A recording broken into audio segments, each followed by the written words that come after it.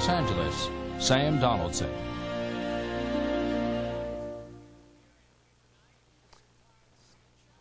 Good evening. This is a city that in some sections is literally in flames tonight. The burning and looting that began yesterday in the wake of the not guilty verdicts and the trial of 4 policemen accused of beating motorist Rodney King unlawfully is continuing today. Those are live pictures that you're looking at now. Over 1,000 fires have been reported in the last 2 days. The acceleration of the number of fires is picking up this evening. Looting is widespread. And here are the statistics of this violence that's gone on for this length of time. There are 14 deaths that are now confirmed, more suspected. There are 450 injured at least. There are more than 300 people who have been arrested. And it's not over yet. This evening it's picking up. Let's go now to ABC's Tom Foreman, who's down in one of the trouble spots, which is down near the Harbor Freeway, USC, in the central part of the city. Tom, are you there? I'm here. I'm right behind a Sears store where just a matter of seconds ago, about a half block away, we heard what sounded like a shot where police were trying to break up a crowd of looters. They've been pouring out literally by the hundreds from the back of the Sears store with televisions, whole racks of clothing. One man went by with a refrigerator moments ago. A police helicopter is circling overhead, and within 100 feet of us are 3 of those major fires you talked about, Sam. Well, Tom, these looters, what is their attitude? They seem to be angry. What kind of attitude are they displaying? They have been entirely cavalier about it in the sense that they do not seem to have any fear whatsoever of the police.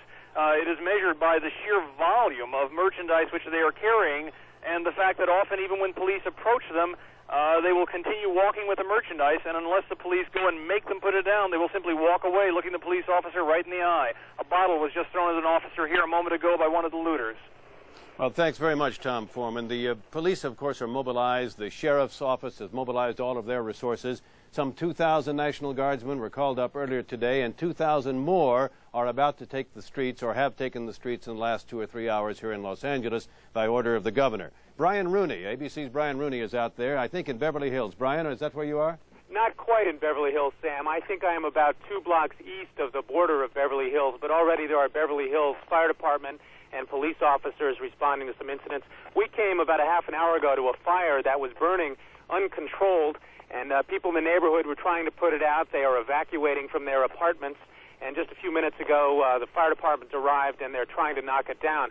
But even as we look at this, there are several other what appear to be uncontrolled fires just burning to the east of us, Sam. I've seen 15 fires as I've traveled westward through the city.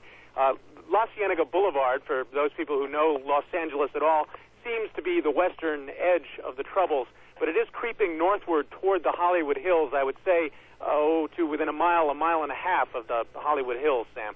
Well, Brian, is it clear to you that the fire department is simply overwhelmed? They don't have the units to respond to all of these fires. Fire department's overwhelmed, so are the police. We stood with police officers several hundred feet from a store that was being looted, and the police officer said there's just not enough of them to engage with it and do anything about it. Thanks so very much, Brian Rooney. Let's go to Sylvia Chase now of Primetime Live, who is at the police command headquarters in downtown. Sylvia, what's the story there? The story is that the deputy fire chief of Los Angeles says his plan for tonight is to survive. To give you some idea of the scope, they have 20 fires burning right now between here and downtown Los Angeles. 8 of those are what are called greater alarm fires, which the deputy chief says would constitute an emergency on a normal day, a real emergency. The police are going out with all of the fire units tonight, but the whole thing is a big question, what kind of a night it will be. Indeed. Thanks very much, Sylvia Chase. So far, the night is not a very good one. More fires are being set. There's a dusk to dawn curfew that's being put into effect tonight in an effort to try to see if the violence and the fires and the looting can be contained. Well, all this came after the acquittals in the Rodney King case, and many people, not only here in Los Angeles, but across the country, were shocked by the verdict. How, when the videotape of the beating was so clear, could the jury have come up with its not guilty verdicts? Well, it turns out that videotape evidence has often failed to convince juries when it's the police who are on trial. If a picture speaks 1,000 words, this videotape seemed to speak volumes. At the time, it seems to be almost incontrovertible proof that excessive force was used to subdue Rodney King.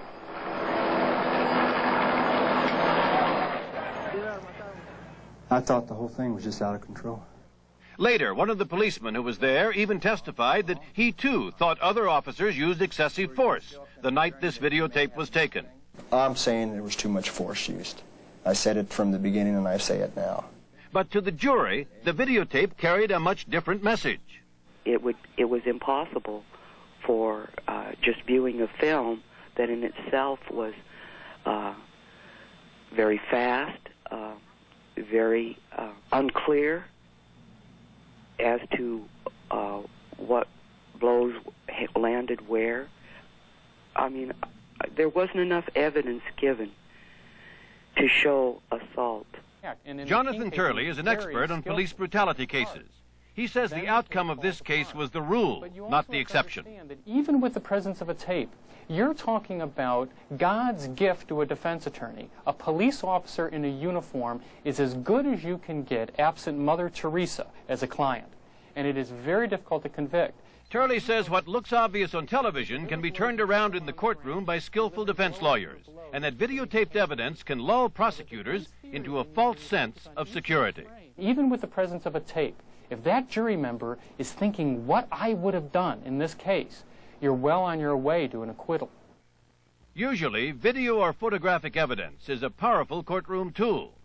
In 1976, prosecutors used these shots of Patty Hearst to persuade a jury she was no longer a kidnapping victim, but a dangerous terrorist.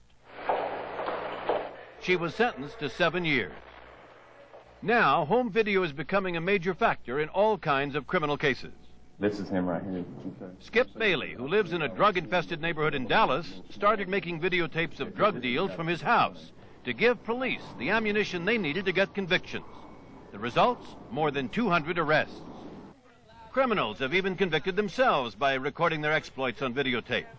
This gang in Washington, D.C. used a stolen video camera to make home movies of a mugging rampage. Out of one punch, knocked the man out. The video was used to convict them at trial. But experts say that when the cameras catch police misconduct, the results can be vastly different.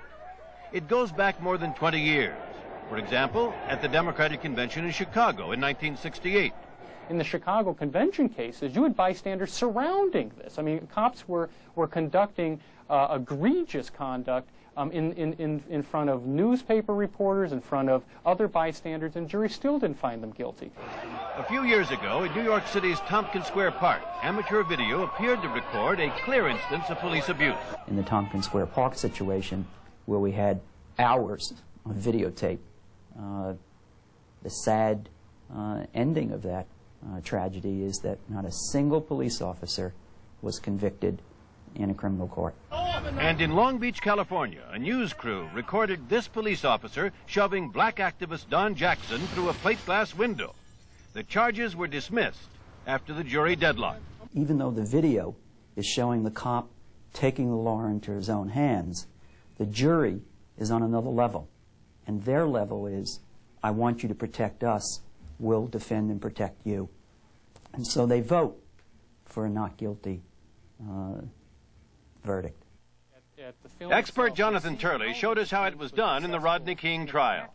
Now remember, the prosecution used this as their linchpin. If this film was destroyed by the defense, they had no case whatsoever. And the first attack was at the beginning of the tape.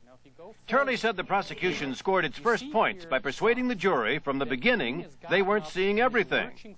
The door is already open, the two other individuals are missing, and the defense position was that this whole episode began and was instigated by Mr. King, and that is not on the tape. Turley says the defense also made a smart decision to argue their case not with the video itself, but with frozen images taken from the videotape. Now again, the defense hammered away at this. The blows only occurred when King rose up again. Now stop right there. Now once again, we have King rising. Now you see what the defense has to do here. If you focus the jury's attention on those frames alone, they seem to strongly support the defense argument. Now, as I've frozen the frames here, as I focus the jury's attention on this, you begin to ask yourself, well, why is he moving like that? Why doesn't he just lay down? Why is he moving away from the officers so that they can't control him? But when you freeze on a frame and the jury accepts your overriding theory of the case, this film becomes a defense item rather than a prosecution item. Turley says there was one more factor that weighed heavily for the defense when it came to the videotaped evidence. The public didn't sit with the jury and watch this videotape dozens of times during the trial. Each time frames were frozen, diagrams were built off the frames. They probably saw this 100 times before they reached their decision. That has a desensitizing effect. Turning around that key videotape evidence, making it lose its impact, was exactly what the defense focused on during the trial. One of the things about this tape that you will realize as the case goes forward is that there's a lot of things that you don't see at first when you look at the tape. And there's a lot of things that you see only after examination. And the defense also argued successfully that what the jury saw through the eye of the camera was not what the officers witnessed on the scene. Statement, I described the video as something of an illusion. I told you that it was, in spite of its stark, apparent reality, it was deceptive. And I pointed out that it was taken from 175 feet away, not right up close. In fact, a recent study showed that policemen are almost never penalized for brutality cases. In 100 recent incidents, only 5 officers were fired. Another 19 were promoted, despite $92 million in court-ordered compensation to victims. And if it is hard enough to get convictions in these kind of cases, many here in a city now in flames feel that the way the trial was conducted stacked the deck against Rodney King. For instance, the trial was moved from downtown Los Angeles to Simi Valley, a mostly white conservative suburb. L.A. District Attorney Ira Reiner makes no apologies. We may have resisted that, but those are the cards that we were dealt. And we have an obligation to try the case in that county before that jury and accept their judgment. After they picked a new trial site, they impaneled a jury of 1 Asian American, 1 Hispanic, and 10 whites. No blacks. We profoundly disagree with it, but we also accept it because that's what the system is. But for many here, this case personifies a system they see as corrupt and unjust. This is live. We don't see this very often. Okay, this is unprecedented. And today, after new threats of violence, the DA's office itself was evacuated. Oh, look at that. Terrible. And there's no police presence down here. Ironically, the violence that erupted in the Rodney King case has only led to more grisly cases of violence, now documented on videotape. A 25-year-old truck driver is now in critical condition after he was pummeled by angry crowds shortly after the King verdict was announced. As for King himself, he still has made no comment. But his lawyer, Steve Lerman, did tonight. I was absolutely shocked and horrified, and I still am. Why do you think it came down that way? I would say there was enough of a case made out in that courtroom that any sensible person would have convicted those 4 defendants. What is your client's reaction? What's Rodney King's reaction? He heard the verdict, and he put his head in his hands. He just said, no, no, no, no, no, this can't happen. How could they do that? Why can't they see the truth? Also tonight, the mayor of Atlanta has called for a curfew in that city, and the governor of Georgia has placed the National Guard on alert because of arson and incidents occurring in Atlanta. We'll have more live pictures of what's occurring here in Los Angeles later in our broadcast, and we'll be back in just a moment. Still ahead, startling new accusations about Nancy and Ronald Reagan from their own daughter. But first, a primetime investigation. How safe is American meat? Our hidden cameras take you inside some of the nation's biggest meatpacking plants to expose unsanitary conditions and sloppy inspections. We simply want to know why you allow this kind of contamination to get out. Some of these USDA, these guys need to leave. When Primetime continues. Primetime, brought to you by Ford and your Ford dealer. Ford Cars and Trucks. Have you seen what's new for '92? Have you driven a Ford lately?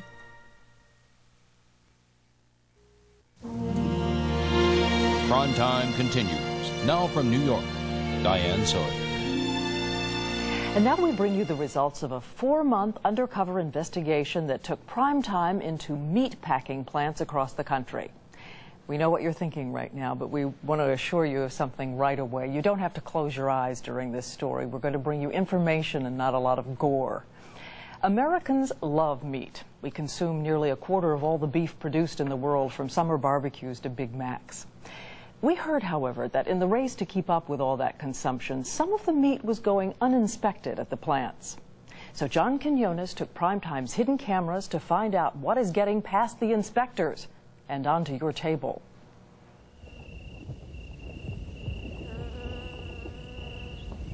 From the dusty plains of Texas to the Rocky Mountains of Colorado, every day 100,000 head of cattle are rounded up and brought to the slaughterhouse to feed America's insatiable appetite for red meat. This year alone, each one of us will eat an average of 67 pounds of beef. The meat industry calls it real food for real people. But a primetime investigation has discovered that beef may pose a real danger to consumers. We went undercover inside the nation's largest slaughterhouses in Texas, Colorado, Kansas, Nebraska. Behind these doors, we found entire sides of beef covered with dirt. Been picked up off the floor. Hairballs mixed in with cuts of meat. And we found this, shotgun pellets buried inside a carcass, all ready for sale to unsuspecting consumers. You're telling me that contaminated meat is getting out to the consumer, and the USDA cannot do anything about it? Our hands are tied. There's not much we can do about it.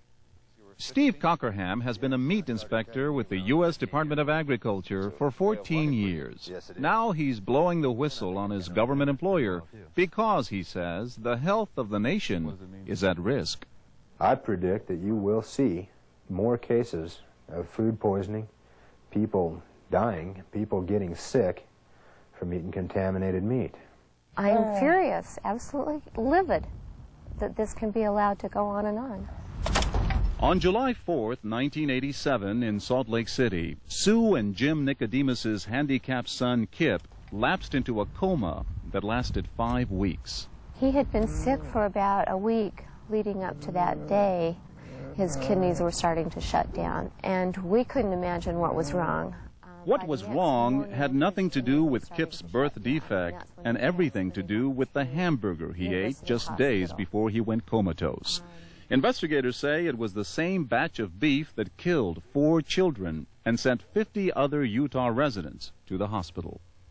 It was no isolated incident. Experts say every year millions of Americans may come down with food poisoning caused by contaminated beef.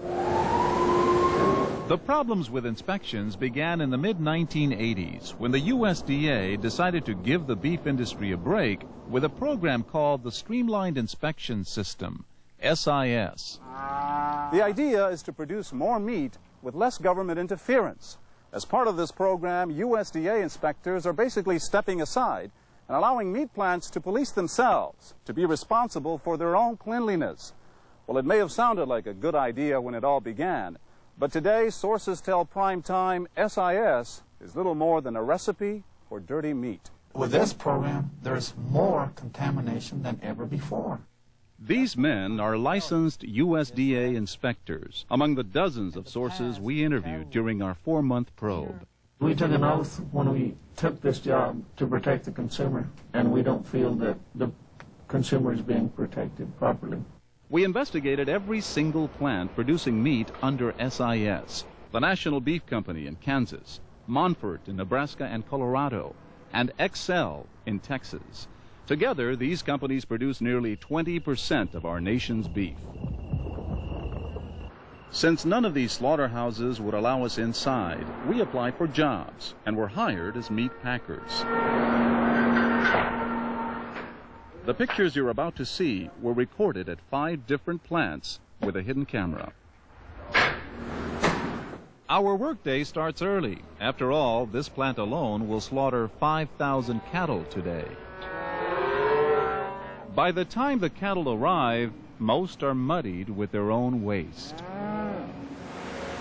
Once inside the plants, our first stop is the floor where the cows are killed. Immediately, we begin to see problems with the government's new inspection system. Take a look at how fast these production lines are moving. Before streamlined inspections, 275 carcasses would roll by these workers every hour. Under SIS, with the companies checking themselves, plants like this one in Colorado process up to 400 cattle an hour. That's one carcass every 9 seconds. Just look at what happens to that 1,000-pound carcass on the left. It falls onto a floor covered with animal waste and blood. Workers are supposed to trim that contamination off immediately. They do not.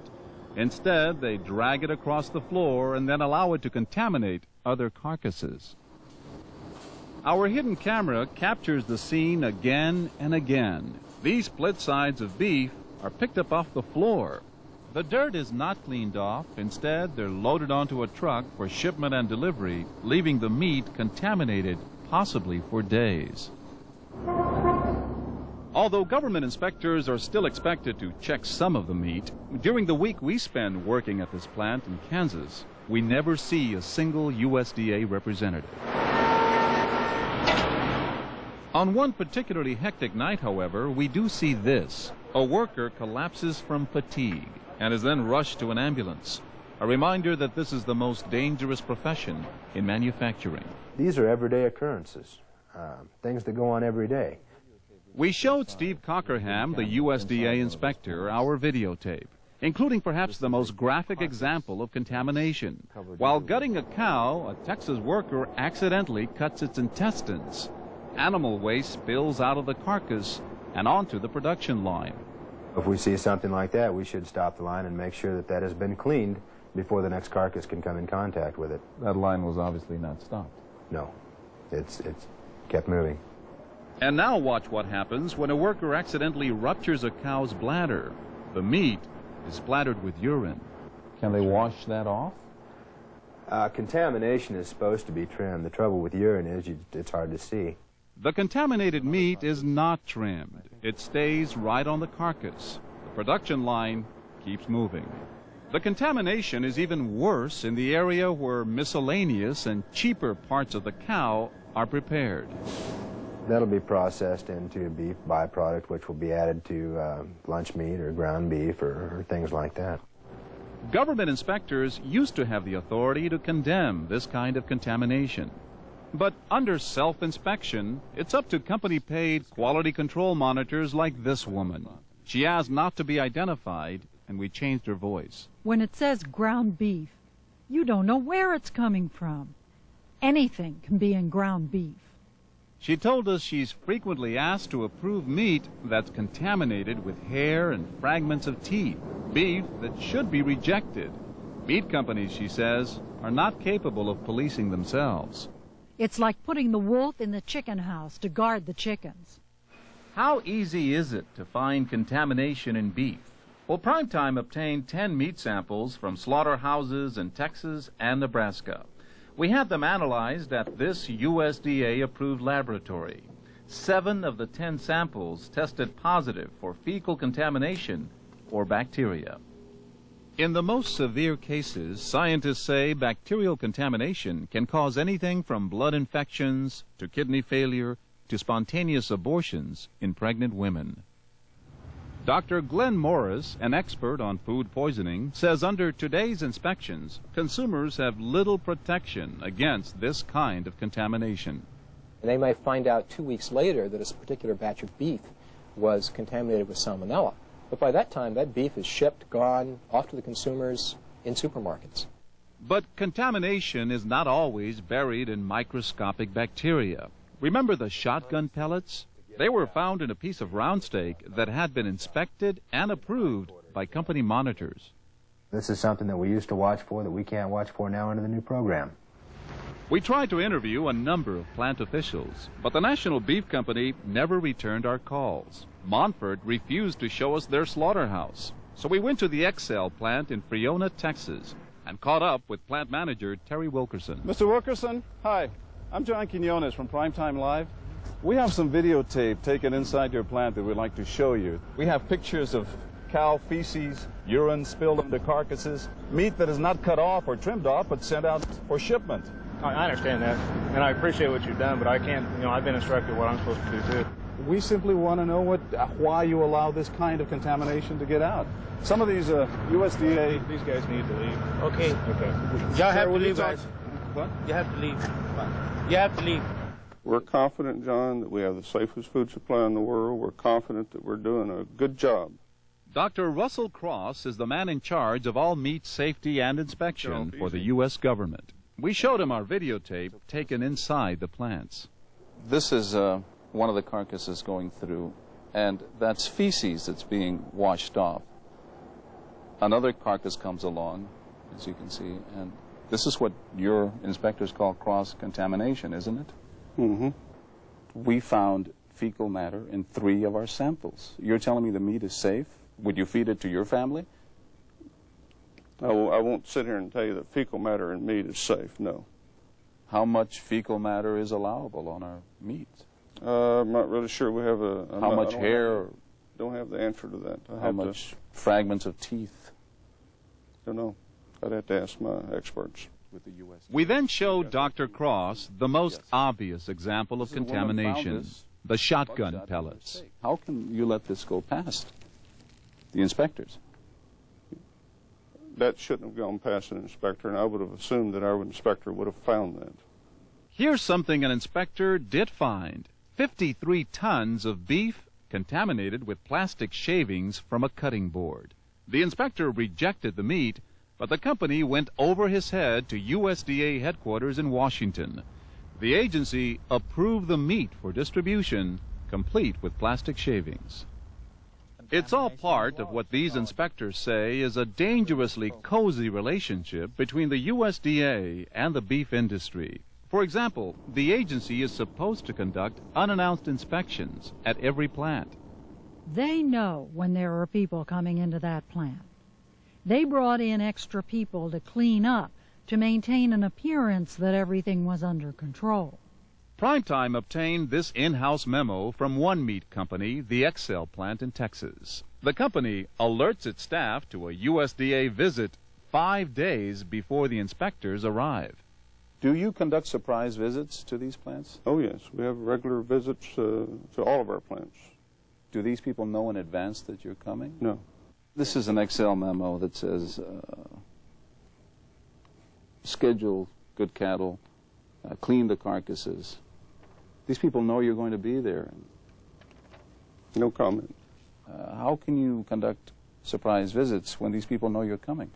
I had no knowledge of that at all, John. Fact is, even when the USDA does have knowledge of contamination, it doesn't always issue a recall or even a public warning. Remember the bacteria-tainted beef that killed 4 children in Utah? PrimeTime obtained the minutes from a USDA meeting in which officials decided not to say anything about that contamination because they were worried about bad publicity. Your office did not recall the product because they were worried about publicity? I'm not really aware of that condition at all. I really can't respond. That's what the minutes say. Yeah. As it turned out, after Kip Nicodemus was poisoned, the USDA distributed the bacteria-tainted meat to hundreds of consumers. If someone that was the head of a meatpacking company had one of their children go through this, I think they'd look at it a little differently because they're not dealing with just a profit, they're dealing with lives. As for the USDA inspectors, many of them tell us they no longer eat meat inspected under the new government program. We don't want people to eat what we wouldn't eat. You wouldn't eat the product that you're producing? No, I would not. Yourself? No. No, sir. Some notes now about all of this. The government recently announced that it will review the streamlined inspection system, which covers 20% of our beef, to make sure it's safe. What can you do to protect yourself from contamination? Experts say never eat raw or undercooked meat. Avoid contaminating other foods with juices from raw meat. Carefully check the expiration dates on meat packages. And finally, when you're cooking meat, use a meat thermometer to make sure the internal temperature of the meat is 165 degrees.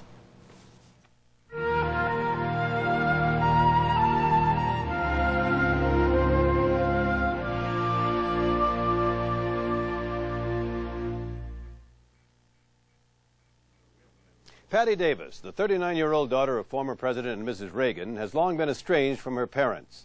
The fact that she had an unhappy childhood and blames her parents for much of the problem is not news. But now in a new book, an autobiography, Patti Davis has come forward with details that may shock people. Details about the way she was treated by her mother and her father, and details about herself. We talked to her about it all, and here is her story.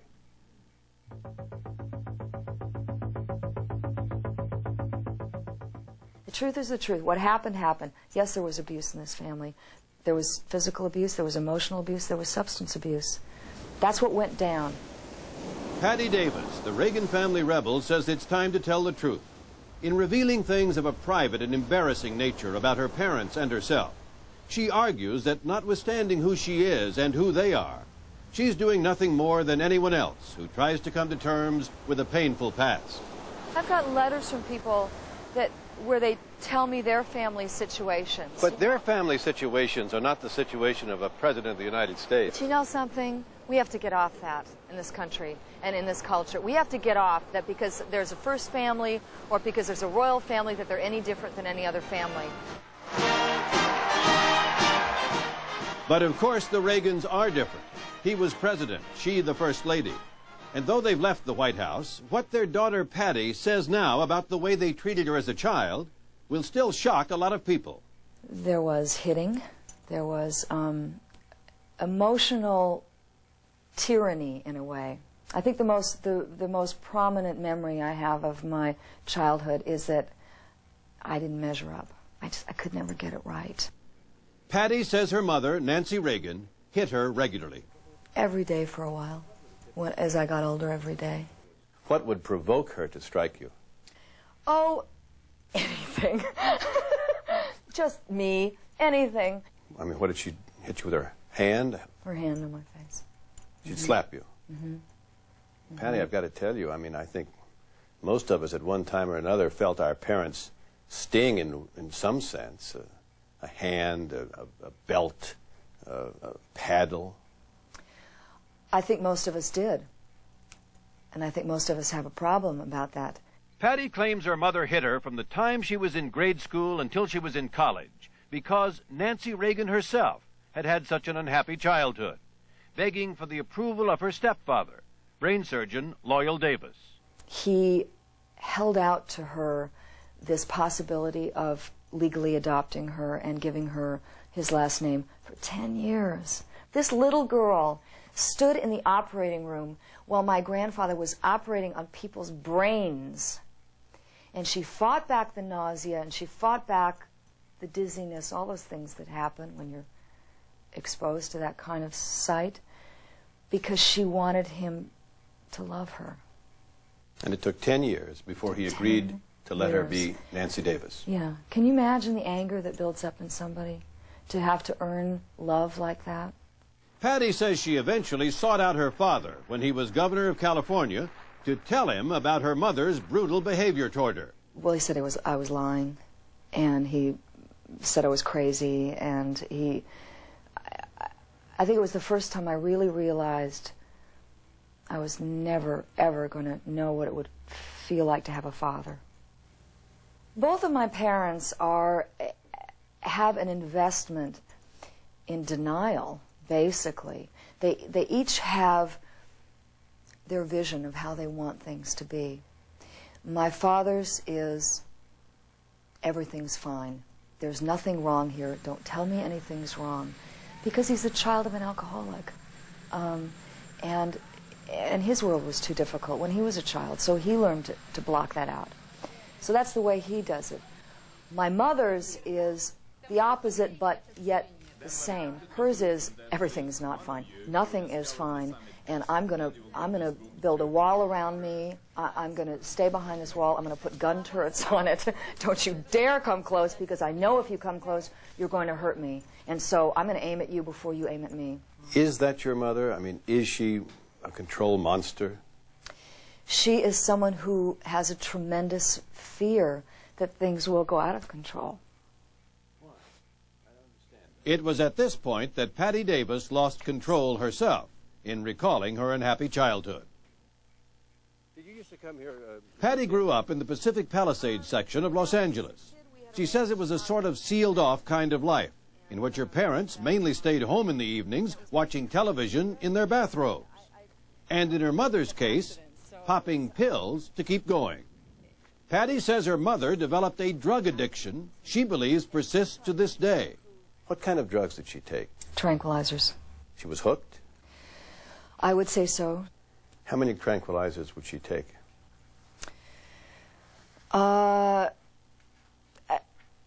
Pretty consistently through the day, I would say. Patti believes this addiction to tranquilizers was responsible for some of her mother's well-known falls, like this one when she fell down at the 1980 Republican Convention, or in the White House East Room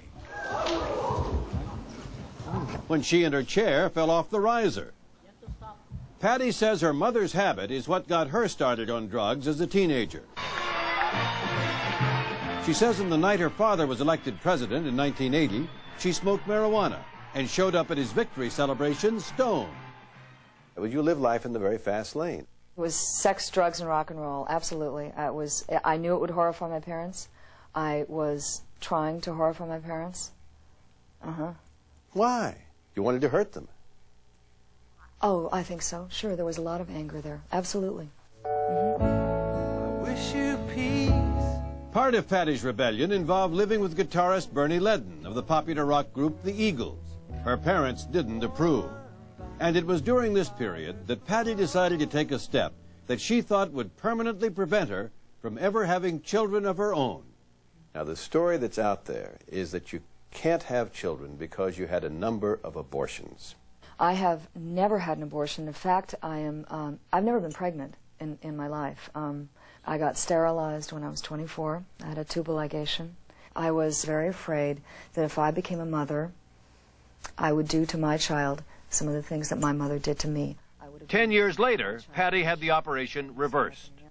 It's up to each of us to increase people's awareness of the... Another way Patti struck back at her parents was to publicly oppose her father's policies. That attitude did not endear Patti to her mother and father. But the real break with the first family accelerated over one incident. The book is called Home Front. Patti wrote a novel published in 1986 called Home Front, which took dead aim at her parents. You like it? I thought it was interesting fiction. A fictional format, maybe, but everybody recognized that the main characters, a right-wing California governor named Canfield, who became president, and his society-oriented wife, who was an awful mother, were meant to be the Reagans, who reacted at the time to Barbara Walters this way. I didn't recognize anyone in that, and certainly the happenings never happened. What kind of a mother do you think you were, Mrs. Reagan? I tried to be a good mother. I don't think anybody's perfect. But then, you know, there's no perfect parent, there's no perfect child. She was a good mother. If the truth as Patti sees it is in her new book, she does, surprisingly perhaps, have some kind things to say about her parents. When Ronald Reagan was shot in 1981, Patti says she and her mother reached out to each other. And I went into her room, and I didn't see the mother who had hit me. I didn't see the mother who I had been so frightened of for so long. I saw a woman who had almost lost her husband and who had not known whether or not he would live. And she slept with his shirt. She told me that she came back from the hospital that night and she took one of his shirts and she slept with it. And I remember that moment, sitting on the bed with her and hearing her tell me that. And it was the first time that I felt what forgiving her would feel like. And Patti defends her mother against the story that her mother had had an affair with Frank Sinatra. I don't believe that. You know, they are friends. They've been friends for many years, but I don't believe anything went on between them. My parents are so in love with each other. It is inconceivable to me that really that either one of them could be with anybody else. How long have you lived here, Patti? About 4 years. Patti Davis lives alone these days in a modest house in Santa Monica, estranged from her family. The last time